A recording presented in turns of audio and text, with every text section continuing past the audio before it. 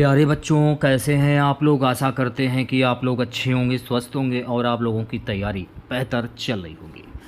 तो आज के इस वीडियो में जो आपका यूपी पुलिस कांस्टेबल का एग्ज़ाम होने वाला है 23 अगस्त से 31 अगस्त, उसी के सामान्य ज्ञान के टॉप मोस्ट इम्पॉर्टेंट क्वेश्चंस को यहाँ पर डिस्कस करने वाले हैं। तो वीडियो काफ़ी इम्पोर्टेंट है आप लोगों के लिए, तो इस वीडियो को पूरा ज़रूर देखिए। वीडियो अच्छा लगे तो प्लीज़ वीडियो को लाइक और शेयर ज़रूर करें। और जो भी हमारे नए बच्चे हैं, जिन बच्चों ने चैनल को सब्सक्राइब नहीं किया, तो प्लीज़ चैनल को सब्सक्राइब करके नोटिफिकेशन बेल ऑन करना ना भूलें। तो चलिए वीडियो को स्टार्ट करते हैं। गाइस, यूपी पुलिस कांस्टेबल की एग्ज़ाम डेट घोषित कर दी गई है। 23 अगस्त से 31 अगस्त के बीच में एग्ज़ाम आयोजित किया जाएगा। आप लोगों के पास सिर्फ और सिर्फ 10 दिन शेष हैं। तो आज मैं आप लोगों के लिए सामान्य ज्ञान के कुल 50 क्वेश्चंस लेकर आया हूं। अगर आप लोगों ने इन 50 क्वेश्चंस में 45 क्वेश्चंस के सही जवाब दिए तो आप लोग समझ लीजिएगा सामान्य ज्ञान की जो आप लोगों की तैयारी है वो काफ़ी हद तक अच्छी है। तो खुद से प्रयास कीजिएगा इन सभी क्वेश्चंस के आंसर देने का। 2 से 3 सेकंड के बाद मैं आंसर क्लियर कर दूंगा। सेशन को शेयर कर दीजिए एक बार आप लोग, वीडियो को जल्दी से लाइक कर दीजिए। तो पहला क्वेश्चन देखिएगा, निम्नलिखित में से प्राचीनतम राजवंश कौन सा है? मौर्य वंश, गुप्त वंश, कुषाण वंश या कर्ण वंश? प्राचीनतम राजवंश की बात हो रही है यहाँ पे, तो प्राचीनतम राजवंश है मौर्य वंश। तो ऑप्शन नंबर ए जो है ये बिल्कुल सही हो जाएगा। अगला प्रश्न, चावल निर्यात के मामले में भारत का विश्व में कौन सा स्थान है? पहला, दूसरा, तीसरा या चौथा?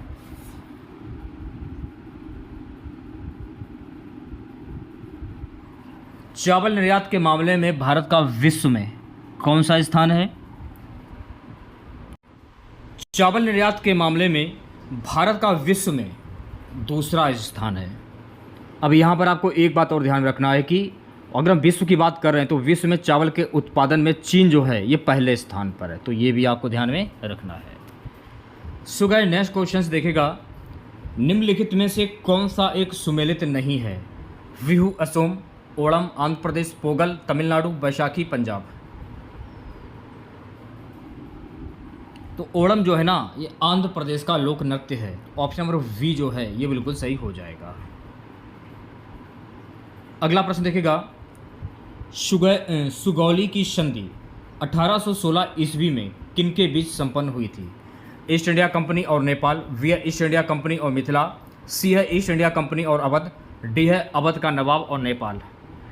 सबसे पहले आपको एक बात ध्यान रखना है, अगर पेपर में पूछ लिया जाए कि सुगौली की संधि कब हुई थी, सुगौली की संधि 1816 ईस्वी में हुई थी। अब पूछा क्या जा रहा है कि कहाँ पर संपन्न किनके बीच संपन्न हुई थी? तो ये संपन्न हुई थी ईस्ट इंडिया कंपनी और नेपाल के बीच में। तो ऑप्शन नंबर ए जो है ये बिल्कुल सही हो जाएगा।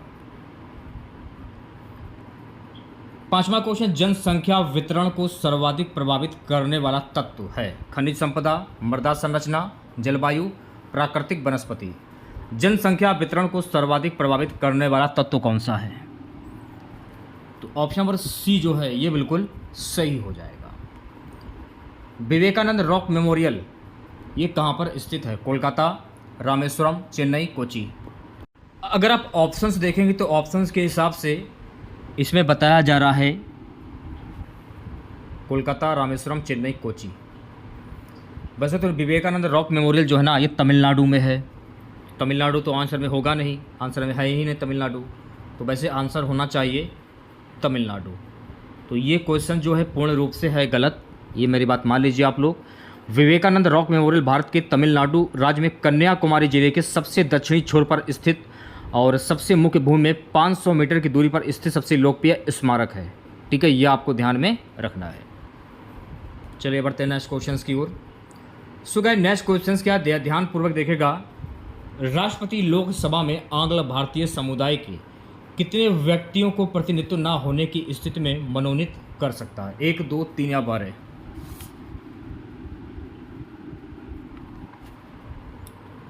तो जो भी अभ्यर्थी ऑप्शन नंबर वी की ओर जा रहे हैं वो सभी लोग बिल्कुल सही हो जाएंगे, 2। सो गाइस, नेक्स्ट क्वेश्चन देखेगा, जैन मतानुसार उनके अंतिम से एक पहले तीर्थकर कौन थे? पार्श्वनाथ, ऋषभदेव, महावीर, भद्रबाहु? जैन मतानुसार उनके अंतिम से एक पहले तीर्थकर कौन थे? पार्श्वनाथ। ऑप्शन नंबर ए जो है ये बिल्कुल सही हो जाएगा। अगला प्रश्न देखिएगा, कपिल मुनि द्वारा प्रतिपादित दार्शनिक प्रणाली है? पूर्व मीमांसा, उत्तर मीमांसा, सांख्य दर्शन, न्याय दर्शन। कपिल मुनि द्वारा प्रतिपादित दार्शनिक प्रणाली है, ये आपको बताना है सांख्य दर्शन। ऑप्शन नंबर सी जो है ये बिल्कुल करेक्ट हो जाएगा। सो गाइस नेक्स्ट क्वेश्चन देखिएगा सभी बच्चे, निम्नलिखित देशों में से किसमें तमिल एक प्रमुख भाषा है? Myanmar, Indonesia, Mauritius, Singapore. निम्नलिखित देशों में से किसमें तमिल एक प्रमुख भाषा है, ये आपको बताना है। ऑप्शन नंबर डी जो है ये बिल्कुल सही हो जाएगा, सिंगापुर। क्या आपको पता है कि मैं आप लोगों से वीडियो के बीच बीच में ये क्यों बोलता हूँ कि वीडियो को लाइक कीजिए, वीडियो को लाइक कीजिए, वीडियो को लाइक कीजिए? कारण क्या है, मॉर्निंग में मैंने सामान्य हिंदी का वीडियो अपलोड किया था, बहुत ही अच्छे कंटेंट के साथ में, और हर एक बात अच्छे से मैंने आप लोगों को समझाई थी, हर क्वेश्चन की। बिलीव नहीं करोगे, अभी भी 200 व्यूज़ अभी तक उस पर नहीं हुए हैं। लाइक की अगर मैं बात करूं तो मुश्किल से 10 से 15 लाइक हमको मिले हैं 200 व्यूज़ पर।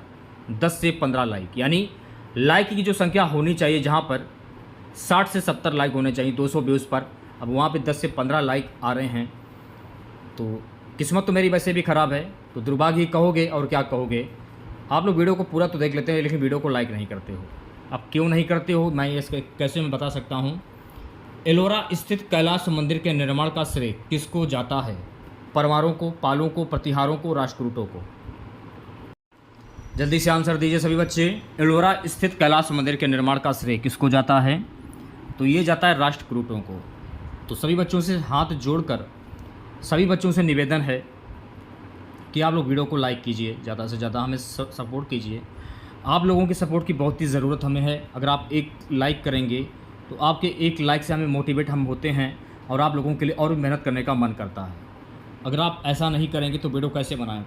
भुगतान संतुलन के विपरीत होने की दशा में निम्नलिखित में से कौन सा कदम स्थिति सुधारने में सहायक होगा? अधिमूल्यन, अवमूल्यन, विमुद्रीकरण, इनमें से कोई नहीं। तो आंसर हो जाएगा अवमूल्यन, यानी ऑप्शन नंबर वी जो है ये बिल्कुल सही हो जाएगा।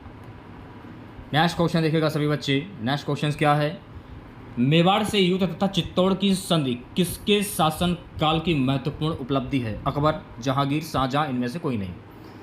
मेवाड़ से युद्ध तथा चित्तौड़ की संधि किसके शासन काल की महत्वपूर्ण उपलब्धि है, यह आपको बताना है। तो ये उपलब्धि है जहांगीर की। अब आपको यहाँ पर आपको एक बात ध्यान में रखना है कि सिक्कों के जो चौथे गुरु थे, गुरु अर्जुन देव, इनकी हत्या जहांगीर के द्वारा करवाई गई थी। तो ये भी आपको ध्यान में रखना है। नेक्स्ट क्वेश्चन, दांडी यात्रा में गांधी जी ने कितनी दूरी तय करके नमक कानून का विरोध किया था? 248 kilometre, 385 kilometre, 284 kilometre, 348 kilometre. Dandi यात्रा में गांधी जी ने 385 किलोमीटर की दूरी तय करके नमक कानून का विरोध किया था। तो बी ऑप्शन जो है ये बिल्कुल सही हो जाएगा। अगला प्रश्न, गांधी जी ने किस कानून को काला कानून कहा था? रोलेट एक्ट, मडग्यू घोषणा, हंटर आयोग, कम्युनल अवार्ड। गांधी जी ने किस कानून को काला कानून कहा था? तो गांधी जी ने रोलेट एक्ट को काला कानून कहा था। तो ए ऑप्शन जो है ये बिल्कुल सही हो जाएगा। सो गाइस नेक्स्ट क्वेश्चन देखेगा। नेक्स्ट क्वेश्चन हमारा है, ब्रिटिश संसद का सदस्य बनने वाला पहला भारतीय कौन था? बंकिम चंद्र चटर्जी, W.C. बनर्जी, दादाभाई नौरोजी, इनमें से कोई नहीं।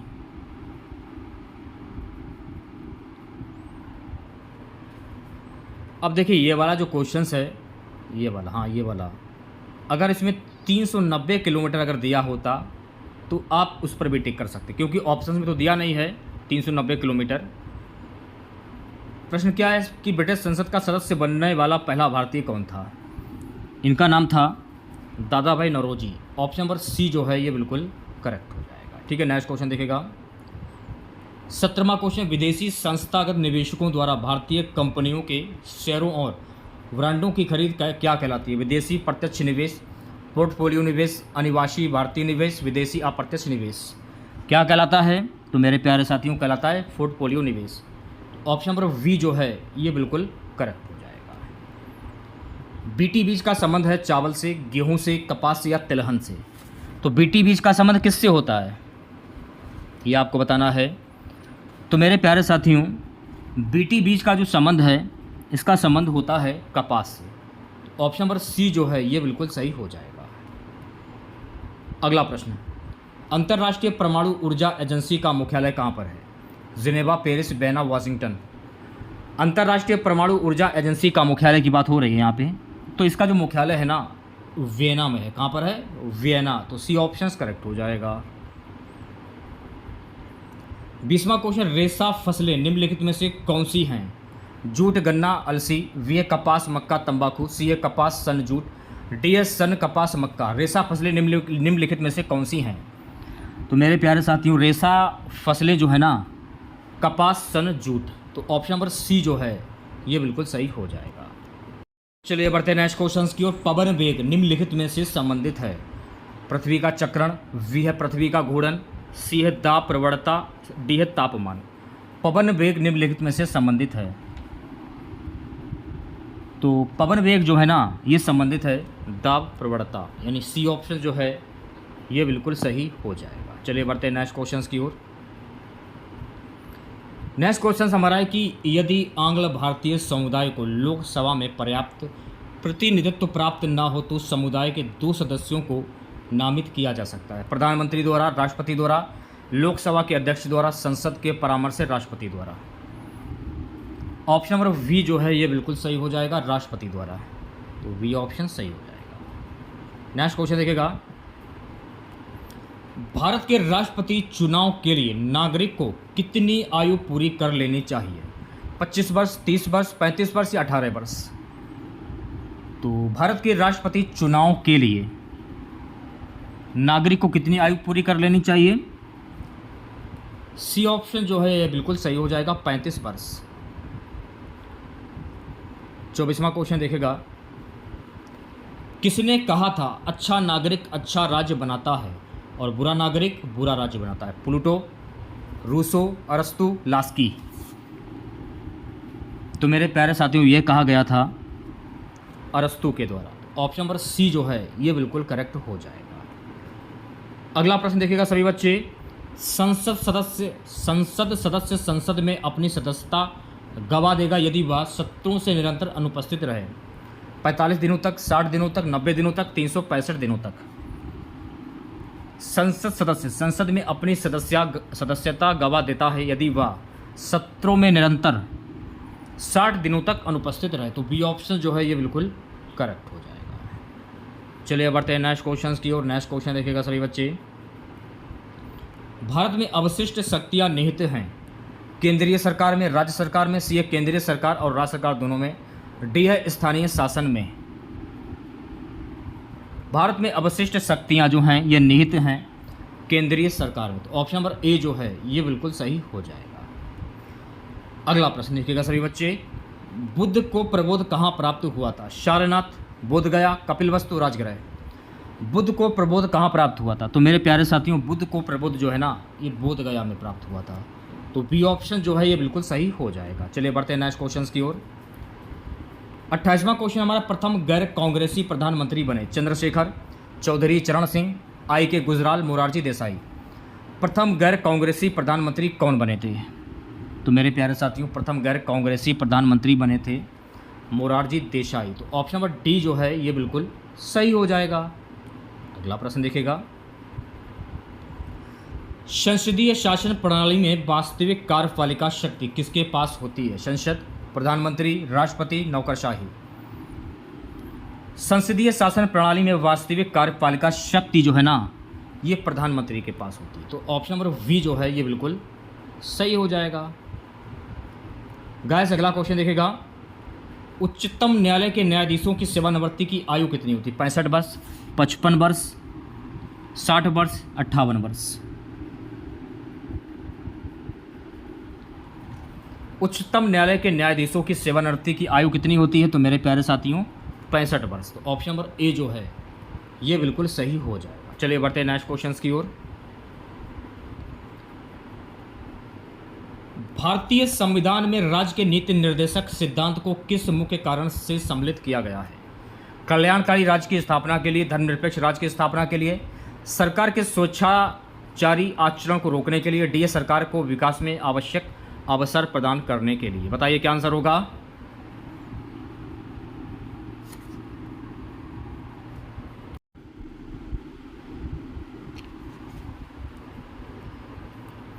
जो भी अभ्यर्थी ऑप्शन नंबर ए की ओर जा रहे हैं वो सभी लोग बिल्कुल सही हो जाएंगे। कल्याणकारी राज्य की स्थापना के लिए नेक्स्ट क्वेश्चन देखिएगा सभी बच्चे। किस सिख गुरु ने हरमिंदर साहिब स्वर्ण मंदिर की स्थापना की। गुरु रामदास, गुरु अमरदास, गुरु अर्जुन देव, गुरु गोविंद सिंह। किस सिख गुरु ने हरमिंदर साहिब स्वर्ण मंदिर की स्थापना की थी, ये आपको बताना है। तो जो भी बच्चे ऑप्शन नंबर सी की ओर जा रहे हैं वो बच्चे बिल्कुल करेक्ट हो जाएंगे, गुरु अर्जुन देव। 33वां क्वेश्चन, सहारा प्रदेश में धूल दानव है।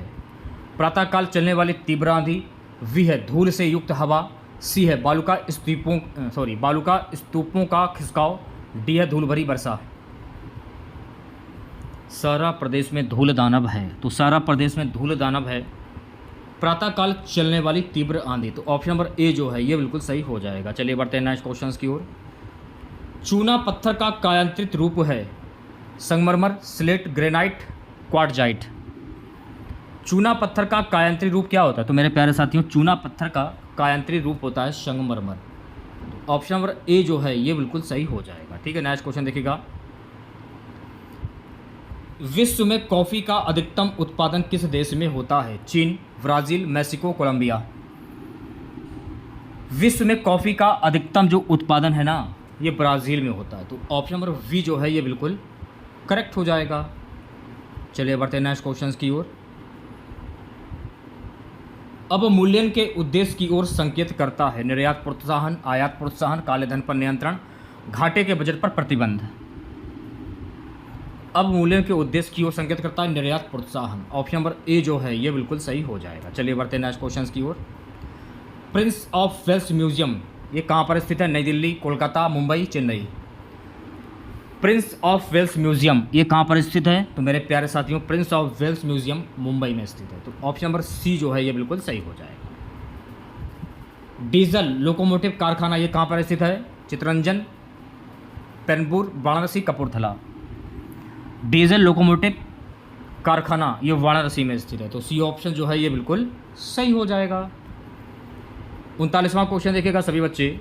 सर्वाधिक जनसंख्या घनत्व वाला महाद्वीप कौन सा है। Asia, Europe, Africa, Australia. सर्वाधिक जनसंख्या घनत्व वाला महाद्वीप जो है वो है एशिया महाद्वीप, तो ऑप्शन नंबर ए जो है ये बिल्कुल सही हो जाएगा। सो गाइस 40वां क्वेश्चन। फोर्ट विलियम कहाँ स्थित है। चेन्नई, मसूलीपट्टनम, कोलकाता, नई दिल्ली। फोर्ट विलियम ये कहाँ पर स्थित है, तो मेरे प्यारे साथियों फोर्ट विलियम जो है ना ये कोलकाता में स्थित है, तो सी ऑप्शन जो है ये बिल्कुल सही हो जाएगा। अगला प्रश्न देखिएगा। प्रकाश वोल्टेज सेल के प्रयोग से सौर ऊर्जा का रूपांतरण करने से निम्नलिखित में से किसका उत्पादन होता है। प्रकाशीय ऊर्जा, विद्युत ऊर्जा, ऊष्मीय ऊर्जा, यांत्रिक ऊर्जा। तो ऑप्शन नंबर वी जो है ये बिल्कुल सही हो जाएगा, विद्युत ऊर्जा। बी ऑप्शन करेक्ट हो जाएगा। ठीक है, नेक्स्ट क्वेश्चन देखिएगा। बायोडीजल के उत्पादन में निम्नलिखित में से कौन सी प्रक्रिया अपनाई जाती है। ट्रांस एमिनेशन, अनुलेखन, ट्रांस एस्टरीफिकेशन, अनुवाद। बायोडीजल के उत्पादन में निम्नलिखित में से कौन सी प्रक्रिया अपनाई जाती है, तो कौन सी प्रक्रिया अपनाई जाती है। ट्रांस एस्टरीफिकेशन, तो सी ऑप्शन जो है ये बिल्कुल सही हो जाएगा। बात करेंगे नेक्स्ट क्वेश्चंस की। अमोनिया का एक गुण कौन सा है। यह जल में अविलय होता है, यह गंध रहित गैस है, यह पीत गैस होती है, इसके जलीय विलयन में लाल लिटमस नीला हो जाता है। आंसर हो जाएगा ऑप्शन नंबर डी, इसके जलीय विलयन में लाल लिटमस नीला हो जाता है। ठीक है, सो गाइस नेक्स्ट क्वेश्चन हमारा है उस युक्ति को क्या कहा जाता है जो कंप्यूटर आउटपुट को टेलीफोन लाइनों पर प्रेषित करने के लिए रूपांतरित करती है। Interface, interpreter, modem, IO port. तो क्या आंसर होगा, तो मेरे प्यारे साथियों आंसर हो जाएगा मोडेम। ऑप्शन नंबर सी करेक्ट हो जाएगा। ठीक है, चलिए बढ़ते हैं नेक्स्ट क्वेश्चंस की ओर। दिल का दौरा किस कारण से होता है।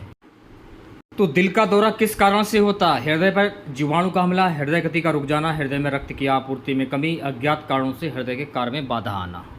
तो दिल का जो दौरा पड़ता है ना, हृदय में रक्त की आपूर्ति में कमी के कारण दौरा पड़ता है। तो सी ऑप्शन जो है आपका करेक्ट हो जाएगा। अगला प्रश्न, इनमें से विषम कौन सा है? संगमरमर, चाक, चूना, बुझा चूना। इनमें से विषम कौन सा है? तो इनमें से विषम हो जाएगा ऑप्शन नंबर डी, यानी कि बुझा चूना। तो डी ऑप्शन करेक्ट हो जाएगा। सो गाइस, नेक्स्ट क्वेश्चन हमारा है, जैव निम्नीकृत अवशिष्ट को किसकी सहायता से उपयोगी पदार्थ में रूपांतरित किया जा सकता है? जीवाणु, न्यूक्लियर प्रोटीन, रेडियो सक्रिय पदार्थ या विषाणु। तो ऑप्शन नंबर वी जो है ये बिल्कुल सही हो जाएगा, न्यूक्लियर प्रोटीन। बी ऑप्शन सही हो जाएगा। सो गाइस, नेक्स्ट क्वेश्चन हमारा है, निम्नलिखित में से क्या बड़े शहरों में वायु को प्रदूषित करता है? तांबा, क्रोमियम, शीशा, कैल्शियम। तो जो भी अभ्यर्थी ऑप्शन नंबर सी की ओर जा रहे हैं वो सभी लोग बिल्कुल सही हो जाएंगे, शीशा आपका सही आंसर हो जाएगा। ठीक है, नेक्स्ट क्वेश्चन देखिएगा सभी बच्चे, किसी प्रोग्राम में बग क्या होता है? स्टेटमेंट, एरर, सिग्नेचर, इनमें से कोई नहीं। किसी प्रोग्राम में बग होता है एरर, ऑप्शन नंबर वी जो है ये बिल्कुल करेक्ट हो जाएगा। लास्ट क्वेश्चन रहेगा आज का हमारा कि कांट स्फटिक क्या होता है? Methyl alcohol, ethyl alcohol, boutique alcohol, propyl alcohol. तो जो भी बच्चे ऑप्शन नंबर ए की ओर जा रहे हैं वो बच्चे बिल्कुल करेक्ट हो जाएंगे, एथिल अल्कोहल। तो ये थे आपके सामान्य ज्ञान के कुल 50 क्वेश्चंस। तो आप लोगों ने शुरू से लेकर लास्ट तक वीडियो देखा होगा अगर आप लोगों ने, तो हर एक क्वेश्चन मैंने आप लोगों को अच्छे से आप लोगों को बताया है और समझाने की कोशिश भी की है। ठीक है, अब बारी आती है वीडियो को लाइक करने की। तो जिन बच्चों ने अभी तक वीडियो को लाइक नहीं किया है तो वीडियो को लाइक कर दीजिए, क्योंकि आपका जो एक लाइक है वो मेरे लिए बहुत ही ज़रूरी रहता है, क्योंकि आपके एक लाइक से हमें मोटिवेट मिलता है। तो जिन लोगों ने अभी तक वीडियो को लाइक नहीं किया है तुरंत लाइक का बटन दबाइए और शेयर भी कर दीजिए अपने दोस्तों में, तो आप ग्रुप में वगैरह में हर जगह शेयर कर दीजिए। ठीक है, और चैनल को सब्सक्राइब नहीं किया है तो प्लीज़ चैनल को जरूर सब्सक्राइब करें और नोटिफिकेशन बेल ऑन करना ना भूलें। मिलते हैं नेक्स्ट वीडियो के साथ। जय हिंद, जय भारत।